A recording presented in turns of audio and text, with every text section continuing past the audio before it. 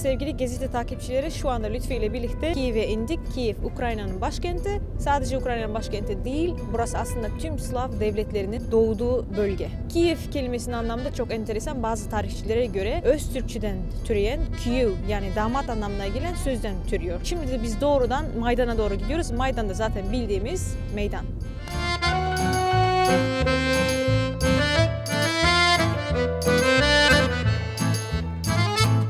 Hruşovka'da nereden türüyor? Sovyetler Birliği'nin 1950 ve 60 yıllarında Komünist Parti'nin birinci sekreteri vardı, Hruşov, Nikita Hruşov. O da böyle bir ev sistemini başlatmıştı Sovyetler döneminde ve burada sıkça görülüyor.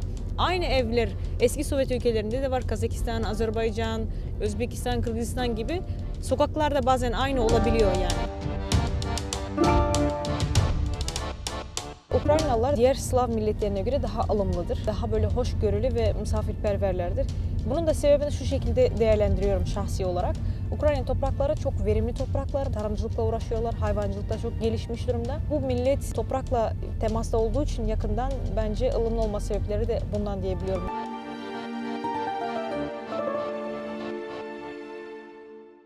Arkadaşlar, biz şu anda Kiev'in meydanındayız. Yani Maydan'dayız. Buraya biz gelir gelmez kısıtlama dönemi başladı ve bu 3 hafta boyunca devam edecek. Şu anda sokaklarda kimse olmayacak, herkes evlerinde olacak zannediyorduk.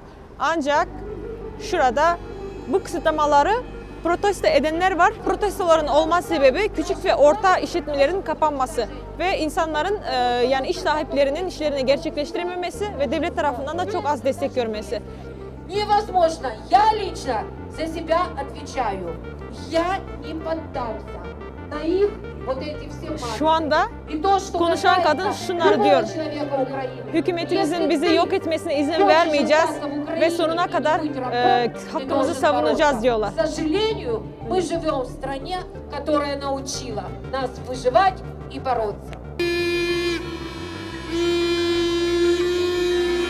Ukrayna aslında bir protesto devletidir. Ukraynalılar Ruslar veya Belaruslar gibi değiller. Protestoya çıkıp evlerine geri gitmezler. Eğer Ukraynalılar protestoya çıktıysa sistemi değiştirmeden geri gitmiyorlar. Bunun örneğini biz Maydan olaylarında da görmüştük. Şimdi bir örneği daha göstereceğiz.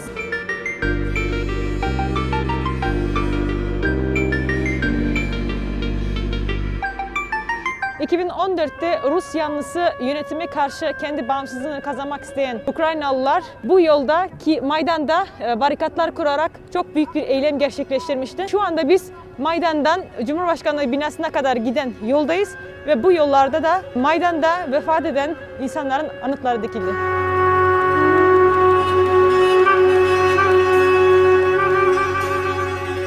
Şu anda Ukrayna Cumhuriyeti Cumhurbaşkanlığı binasının önündeyiz. Az önce sizlere bahsetmiştim Ukrayna bir protesto ülkesi diye. Şimdi bunun da örneğini buradan görüyoruz. Burası Cumhurbaşkanlığı binası ve burada eylemcilerin bu binaya özgürlük yazıları yazdığını görebiliyoruz. Camlar da kırılmıştı.